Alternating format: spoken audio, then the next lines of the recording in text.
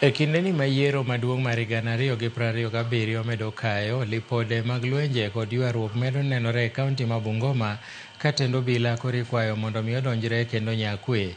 Jodak e ward ma Maeni kod Kimilili e kar chung' od bura ma Kimilili osebedo ka ywago rochruok mar arita e kinde ma jotelo dhi nyime kod kampen magi motelo ne yiero madundo ma Kabuchai.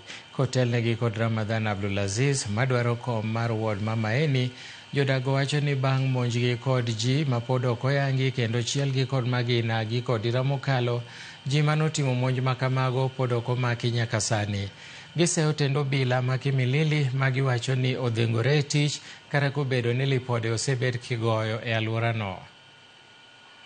Swali, ikiwa nimekosewa nimeenda kuripoti, nimeandikishiwa report, OCS ananiambia namna gani tena ati mimi nitulie kwa ofisi yake tuongee? Si nikishamaliza kuandika report nafaa niende nitafute matibabu, maana pia mimi niliumizwa. Lakini OCS ananiambia nikae kwa ofisi yake. Kidogo kuna mtu alimpigia simu tukiwa mimi na yeye kwa ofisi.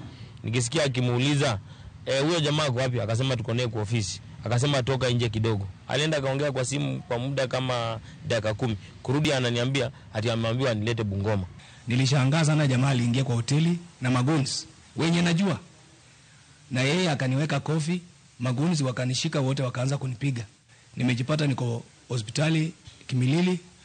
Mimi naomba haki itendeke, na mimi napigwa viko kwa sababu ya kusaidia wale watu waathiriwa, na si mara ya kwanza.